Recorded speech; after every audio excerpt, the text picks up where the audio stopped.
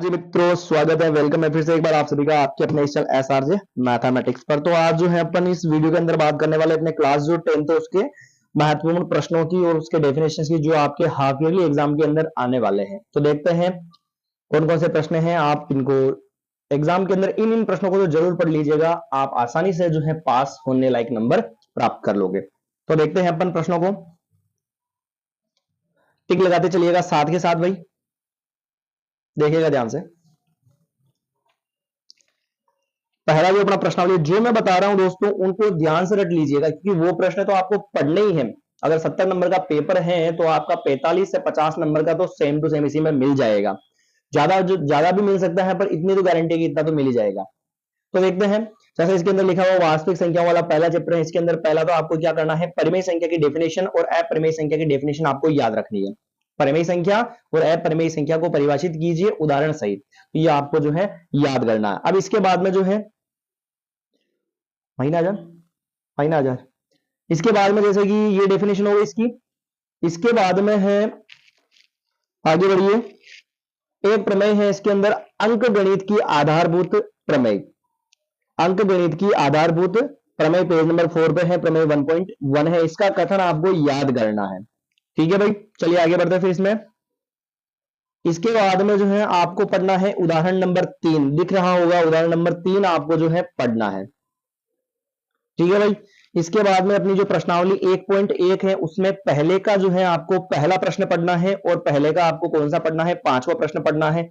इसके बाद में सवाल नंबर जो दूसरा है इसका आपको दूसरे का जो है पहला प्रश्न पढ़ना है, और तीसरे का जो है आपको पहला प्रश्न पढ़ना है, और चौथा प्रश्न जो है वेरी वेरी इंपॉर्टेंट है, एचसीएफ 306 और 657 का दे रखा 9, तो हमें एलसीएफ निकालना है इन दोनों संख्याओं का। तो ये चौथा सवाल वेरी वेरी इंपॉर्टेंट है। इसके बाद में जो है एक फॉर्मूला भी लिखा हुआ है, यहाँ पर दिख रहा होगा, दो संख्याओं का गुणनफल बराबर एचसीएफ इंटू एलसीएम।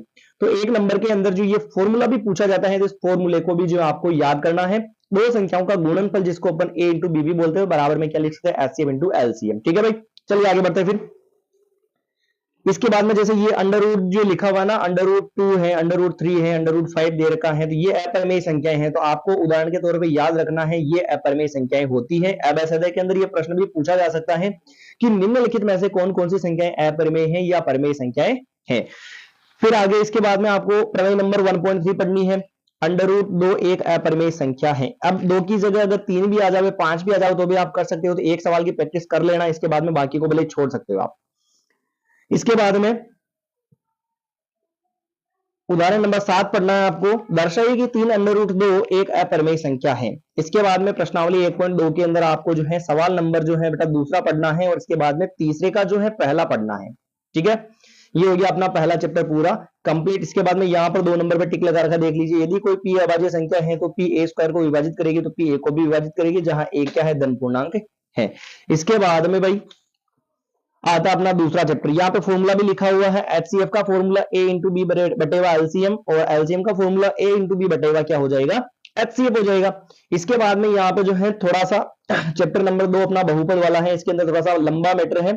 जैसे लिखा हुआ है यहाँ पे, चर x के बहुपद पी एक्स की उच्चतम घात जो है क्या कहलाएगी, बहुपद की घात कहलाएगी। टिक लगा लीजिएगा, बहुपद की घात किसे कहते हैं। इसके बाद में नीचे लिखा हुआ है, घात 1 के बहुपद को रैखिक बहुपद कहते हैं, इसके उदाहरण भी लगा रखे मैंने। इसके बाद में फिर घात 2 के बहुपद को द्विघात बहुपद कहते हैं, और इसके उदाहरण भी लगा रखे हैं। और ये किससे बना हुआ है, तो क्वाड्रेट से बना हुआ है, द्विघात। ठीक है भाई, द्विघात बहुपद। इसके बाद में तीसरा दे रखा है यहाँ पे, द्विघात बहुपद का जो व्यापक रूप होता है ना, वो होता है ax square plus B X plus C, और अगर बराबर में 0 लगा दूं मैं तो क्या हो जाएगा, समीकरण हो जाएगा वो। और यहाँ पर एबीसी का मान भी याद रखना है कि एबीसी क्या है बेटा, तो ये वास्तविक संख्या है, ये भी आपके दिमाग में होनी चाहिए। इसके बाद में नीचे लिखा हुआ है, घात 3 का बहुपद जो है क्या कहलाएगा, त्रिघात बहुपद कहलाता है, और ये इसके उदाहरण भी दे रखे जो आपको याद करना है। एक एक नंबर के प्रश्न यहीं से बनेंगे अगर छोटे छोटे प्रश्न बनते हैं तो।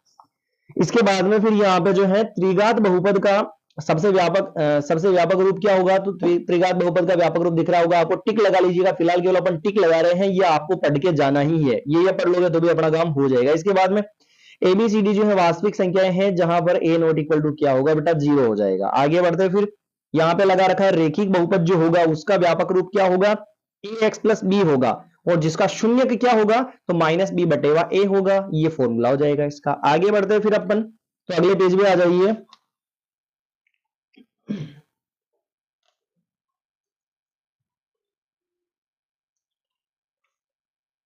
इसके बाद में जो है आपको यहाँ पे उदाहरण नंबर जो है दूसरा पढ़ना है। द्विघात बहुपद x की पावर 2 प्लस 7x प्लस 10 के शून्य ज्ञात कीजिए और शून्य को तथा गुणांकों के बीच संबंधों की सत्यता की जांच कीजिए। उदाहरण नंबर दूसरा आपको पढ़ना है। इसके बाद में उदाहरण नंबर 3 छोड़ना है, क्योंकि इधर जो है ना प्रश्नावली के अंदर भी इसी टाइप का उदाहरण है, ये और वो वाला सवाल दोनों सेम है, तो अपन दोनों में से एक कर लेंगे तो दूसरा अपने को ऑटोमेटिकली यहाँ पर आ जाएगा। चलिए आगे बढ़ते फिर। इसके बाद में आपको जो है यहाँ पर उदाहरण नंबर 4 दिख रहा होगा, उदाहरण नंबर 4 पढ़ना है। बहुपद द्विघात बहुपद ज्ञात कीजिए जिसके शून्यकों का योग और गुणनफल अपने को दे रखा है। ठीक है भाई, अब यहाँ पे जो है आगे बढ़ते हैं अपन। यहाँ पे ये भी लिखा हुआ है अल्फा बीटा गामा त्रिघात बहुपद जो है ax की power 3 plus bx plus cx plus d के शून्यक है, तो हमें क्या करना है, यहाँ पर alpha plus beta plus gamma का मान बताना है, अल्फा बीटा बीटा गामा और गामा अल्फा का मान बताना है, अल्फा बीटा गामा का मान टोटल बताना है। ठीक है, तो ये फॉर्मूले आपको याद रखना है। इसके बाद में अपन आगे बढ़े अगर, तो यहाँ पे लिखा हुआ है प्रश्नावली 2.2 लिखा हुआ। प्रश्नावली 2.2 के अंदर जो है ना अपने को पहले सवाल का एक तो पहला पढ़ना है, पहले सवाल का अपने को तीसरा पढ़ना है, पहले सवाल का अपने को चौथा पढ़ना है और पहले सवाल का अपने को कौन सा पढ़ना है, पांचवा पढ़ना है। ये 4 सवाल कर लोगे पूरा चैप्टर कवर हो जाएगा इसके अंदर। फिर दूसरे सवाल के अंदर आपको पहला पढ़ना है और तीसरा पढ़ना है और कौन सा पढ़ना है, चौथा पढ़ना है। इसके बाद में नीचे लिखा हुआ यहाँ पे देखिए आप, एक द्विघात बहुपद से अधिक कितने शून्य हो सकते हैं, तो 2 शून्य हो सकते हैं। इसके बाद में एक त्रिघात बहुपद से अधिक कितने शून्य हो सकते हैं, तो 3 शून्य हो सकते हैं। केवल आपको टिक लगाना है पढ़ने के लिए, बाकी आप अपने हिसाब से इसको कवर कर लेना। आगे भी लिखा हुआ है यदि द्विघात बहुपद ax square plus bx plus c के शून्यक अल्फा और बीटा हो तो शून्यकों का योगफल ज्ञात करने का सूत्र और शून्यकों का गुणनफल ज्ञात करने का सूत्र आपके सामने रहा। ठीक है भाई, आगे बढ़ते फिर। आगे फिर अपना अगला जो चैप्टर है तीसरा, दो चर वाले रैखिक समीकरण। दो चर वाले रैखिक समीकरण, तो सबसे पहले इसका अंदर पूछा जाता है अपने को द्विघात समीकरण, दो चर वाले रैखिक समीकरण का व्यापक रूप, और इसके बाद में ये जो कंडीशन दे रखी है आपको दिख रही होगी, ये आपको याद करनी है, रट लेनी है इसको, क्योंकि ये ऐसी कंडीशन दे दे तो पूछेगा कि ग्राफिक निरूपण में रेखाएं प्रतिच्छेद करेगी या नहीं करेगी। ये कंडीशन है तो ये होगा और ये होगा, अगर ये कंडीशन है तो ये होगा और ये होगा, और ये कंडीशन है तो ये होगा ये होगा। ये आपने भली बात पढ़ रखा होगा, तो कोई दिक्कत नहीं इसमें। आगे बढ़ते फिर अपन। फिर आगे इसके अंदर लगभग ग्राफ वाला जो सवाल है वो तो अपने सिलेबस से कट चुका है, तो शायद ही आ जावे, पर आपको अलग तरीके से जरूर पढ़ना है इसको। तो 3 पॉइंट जो एक प्रश्नावली है अपनी, इसके अंदर से आपको पहले का जो है दूसरा पढ़ लेना। हालांकि ये तो ग्राफिक विधि से पूछा, पर आपको ग्राफिक विधि से नहीं करना है, इसको समीकरण बना के और विलोपन और प्रतिस्थापन विधि से सोल्व करना। ठीक है, पहले का दूसरा सवाल। आगे बढ़ते हैं अपन। दूसरे का पहला सवाल दिख रहा है भाई आपको, दूसरे का पहला सवाल पढ़ना है। इसके बाद में आपको यहाँ पे आगे बढ़ते चलो, तीसरे का जो है तीसरे का पहला पढ़ना है और तीसरे का तीसरा पढ़ना है। इसके बाद में आपको पांचवा जो सवाल दे रखा है बेटा वो पढ़ना है आपको। इसके बाद में आगे बढ़ते हैं अपन। तो उदाहरण नंबर जो 7 लिखा हुआ दिख रहा होगा आपको, 7x माइनस 15y और इक्वल में 2 और x plus 2y is equal to 3 दे रखा, तो ये भी आपको अपने हिसाब से पढ़ लेना है, प्रतिस्थापन विधि से इसको सोल्व करना है। आगे बढ़ते फिर अपन। इसके बाद में जो है एक दो पटरियों वाला, दो रेल की पटरियां समीकरण दे रखा अपने को, x plus 2y is equal to -4 और इक्वल में दे रखा 0 और 2x plus 4y minus 12 equal to 0 दे रखा, तो ये भी आपको पढ़ना अपने हिसाब से। इसके बाद में आगे बढ़ते हैं अपन 3.2 चैप्टर में आ जाइए भाई। 3.2 जो चैप्टर है इसके अंदर जो है फटाफट से निशान लगा लीजिए। एक तो पहले का पहला पढ़ना आपको, एक पहले का दूसरा पढ़ना है, पहले का तीसरा पढ़ना है। ठीक है, ये 3 सवाल पढ़ लिए बहुत है।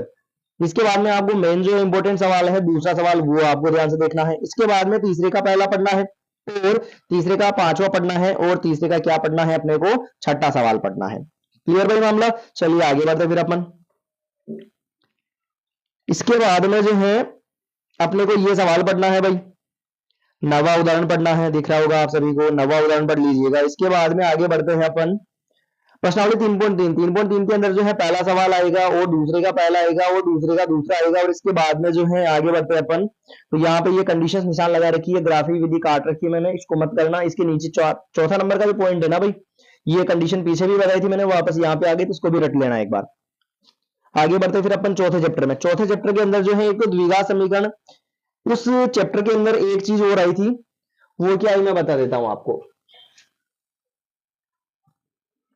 दो चरों वाला जो रैखिक समीकरण आया था उसका व्यापक रूप पूछा था, जो उसमें नहीं आया था, ax plus by plus c और बराबर में 0।